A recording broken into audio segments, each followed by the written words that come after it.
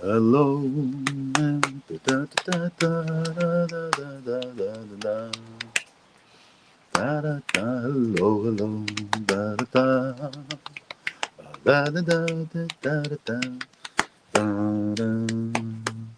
da, da, da, da, da. Well, hello, hello, almost Shabbat Shalom. It is raining. What the? What the? It is raining here. It is raining. Hello. Yes, I don't know what's with the rain. Sunday. Today and tomorrow it's going to rain. Friday and Saturday it is going to have a rain effect. So I decided to sit outside to um, to have uh, to have a water effect. Water is cleansing. Water is cleansing. Water is bringing to reevaluate in certain ways, right? That's how I see that. The water is cleansing, and then with the water, there is kind of a reevaluation. Think of it when, like, I think when I'm in the shower, the water comes down and it's just soaking in the water and letting the water kind of flush and be reflushed, right? Stuff like that. Anyway, yeah. So, so, so. Parashat portion Ki Tissa.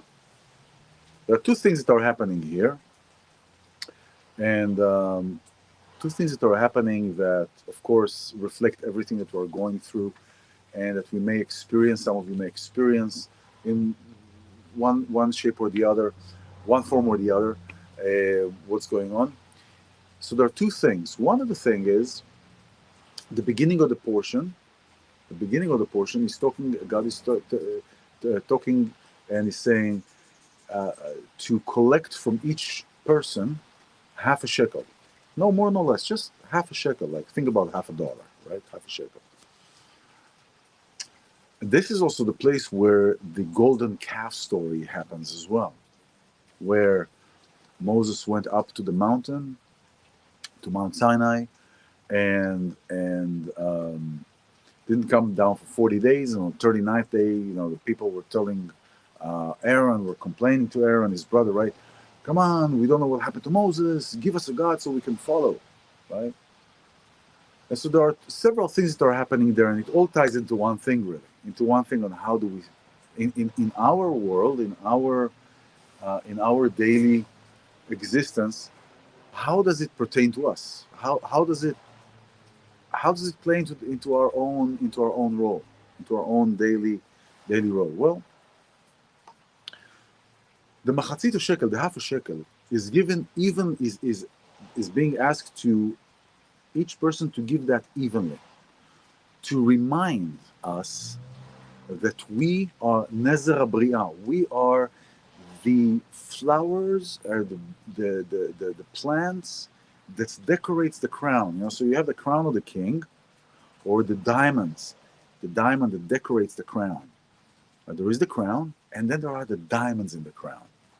So when we're referring to a crown or referring to a king, we're referring to a crown, but in the crown there are the diamonds of the crown. Nezra Bria.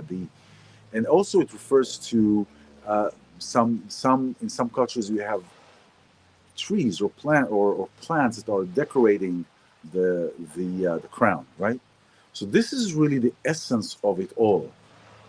To remember that we are those jewels in the crown. And what causes us not to remember that we are those jewels in the crown? Our doubts, getting up in the morning and feeling, oh, what?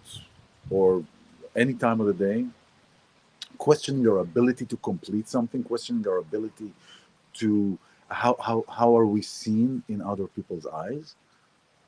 Does it really matter? Does it really matter? Think about it. I'm thinking about this.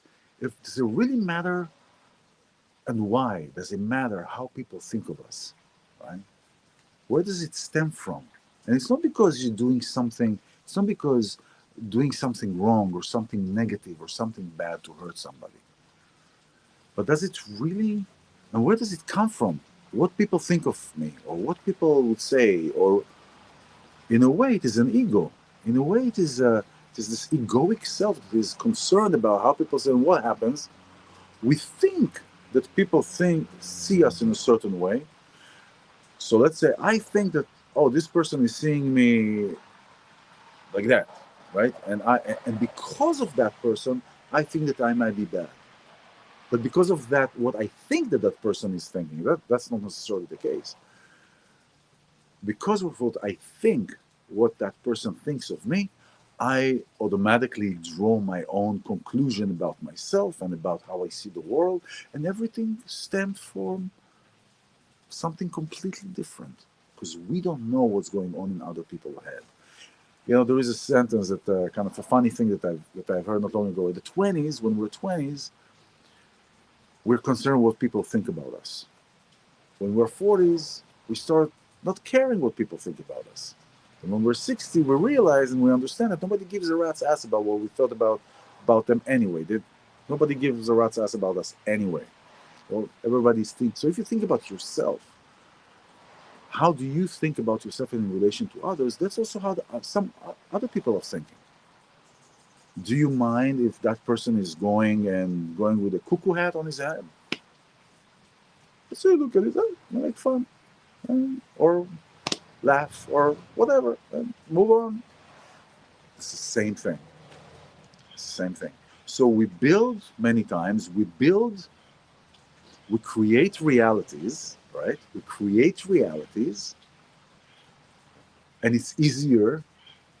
It's easier in our existence, in our worldly, physical existence, to create sometimes negative reactions than positive. Positive are harder to create because on our soul level, our soul is pure. On our soul level, our soul is pure. We're pure. We're pure love. We're pure acceptance. We're pure compassion, kindness. But when we are embedded in this body, in this physical realm, we come here to this physical realm to purify our soul through the physical. So we're coming here, and here all the tools that we have here are more inclined to be negative than positive. Think about, you're trying to cut a steak, if you are vegetarian or no, you're trying to cut tofu turkey, whatever. Trying to cut with a butter knife. It doesn't work. It doesn't cut. It doesn't go through, right? It doesn't go through. It doesn't go through because it's a butter knife. It's not a steak knife. So many times we have these tools that are not really that are not suitable, and so we're creating movies that are not coming from the same place, that are not serving us, right? So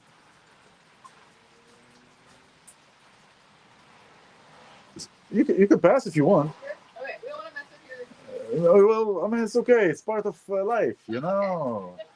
You're part of life and part of my life. Okay. There you go. You're welcome. So, right. So we create these movies. We create these movies that don't serve us.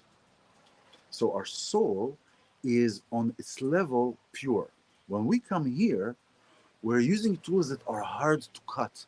It's hard to cut that steak. It's hard. We have to improvise, and we have to take those dull tools and we have to sharpen them. In the old days, we used to sharpen a dull knife by taking it put sand on the ground and just like sharpen it like that. So on our soul level, we are pure. On our soul level, we are good. On our soul level, we are love. We are acceptance. We are compassion. We are kindness. But when we come here, the existence of this plane is takes a toll. And so when we are in this place, many times it's easier to doubt. It's easier to be. And of course, with everybody with their own baggage, with their own journey, comes with their own traumas. Everybody has a trauma. We're all born, we are born through trauma. I mean, birth is trauma. even before birth.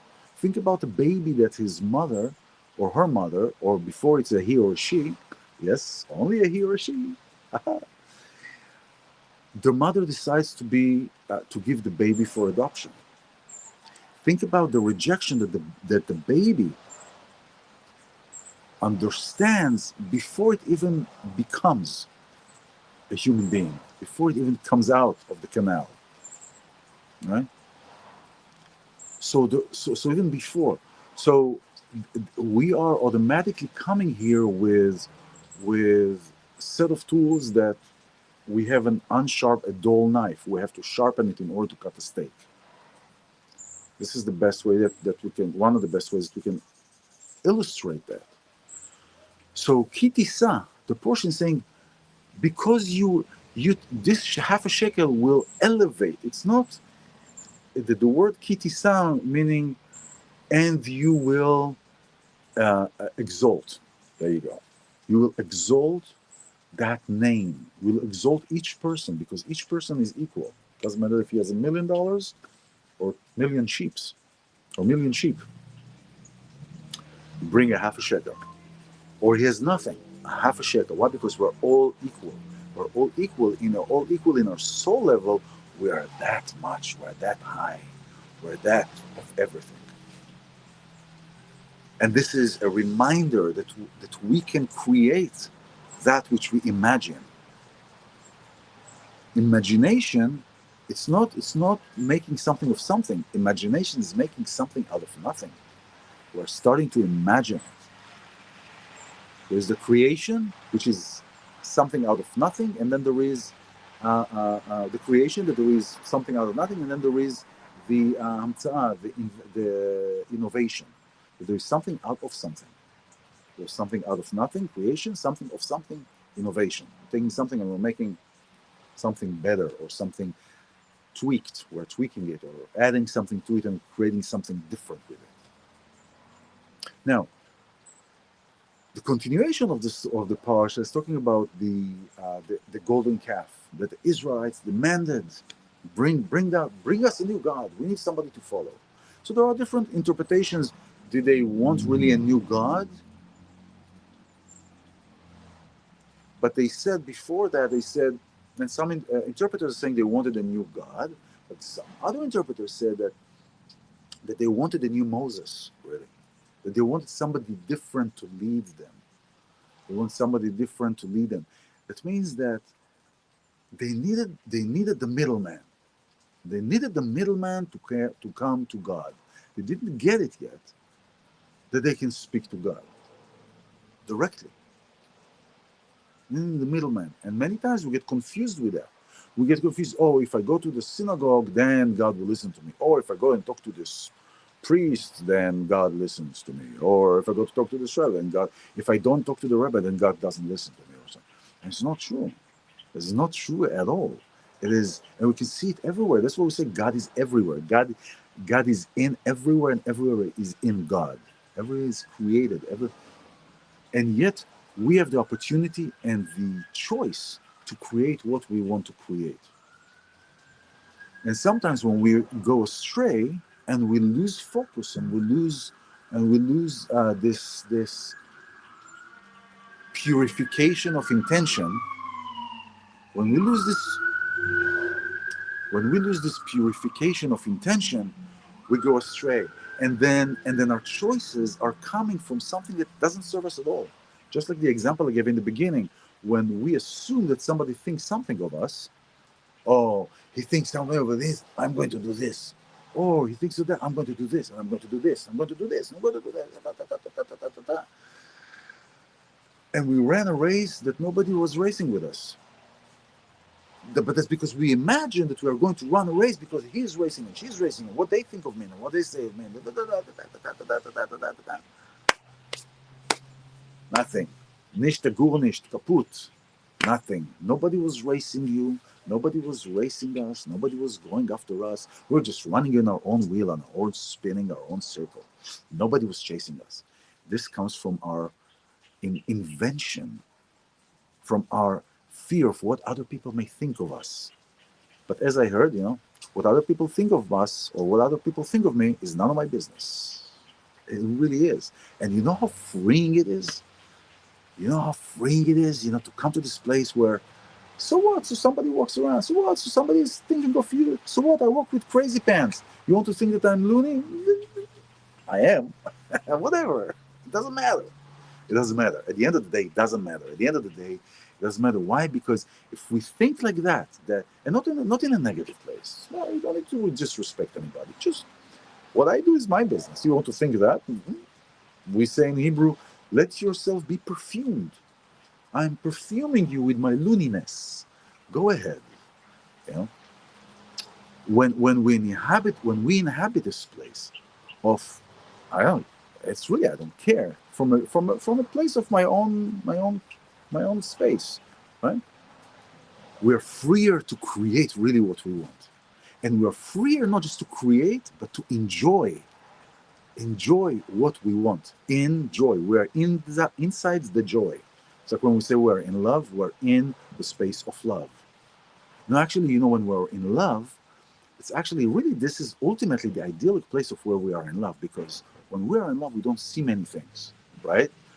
We don't see many things that when we start thinking about this, like, oh, I don't like this, or I don't like that after a certain period of time.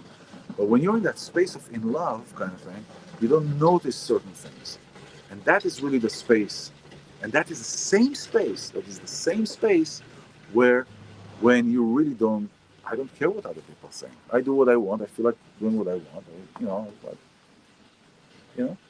it's okay. So the golden calf is kind of a symbol for that. Give us a new God. We need somebody else to follow. We need somebody new to follow.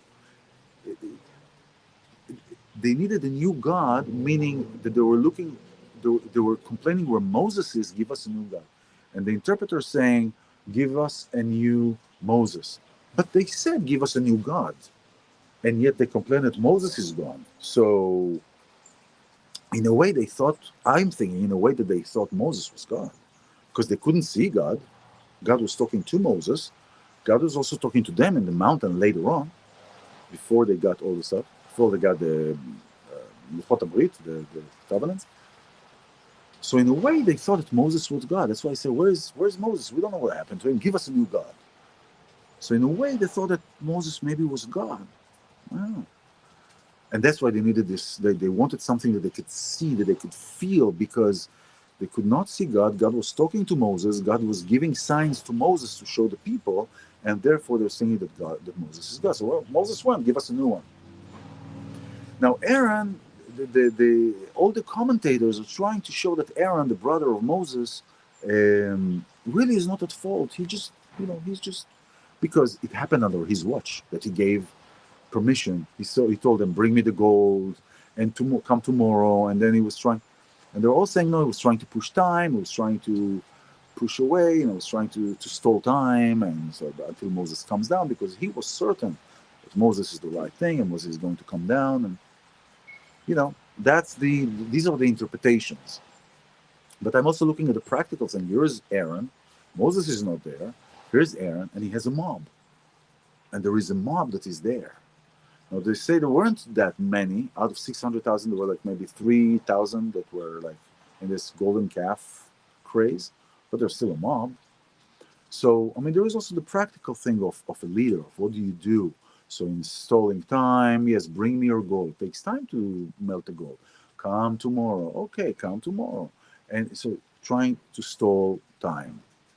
And as they were worshiping and then partying, then Moses came down, and then the whole thing went south. And so this is what happens when we go astray. We start dealing with something that is out of our realm. But it is Ki Tissa. Remember that you're exalted. Take the head of everybody. It's calling the heads. Take all the heads of everybody there. Tell them to bring a half a shekel and elevate them. Remind them that they are the jewel in the crown. Remind them that they are the flower in the crown. That aside from the crown, they are the flower in the crown. And so are you. And so are me. And so are they. And so are we. And so are everybody. Is everybody. artist. Anyway, this is important to remember. Important to remember that we are the jewel in the crown. We can create everything, and everything starts with imagination. So with that, Shabbat Shalom. Enjoy the rain or the sun or the desert or the oceans or the trees. Because trees, the trees, they keep growing, and trees are a great example for creating something from nothing. And we think that they're so fruity, but they're really strongly rooted and connected to one another. So we need to remember that. We are connected. We are connected. Our power is in our unity. And together and separately, we are the jewel of the crown. Shabbat Shalom. Enjoy your time. Arrivederci. Leitraot. Sayonara. Shalom. Shalom. Bye-bye.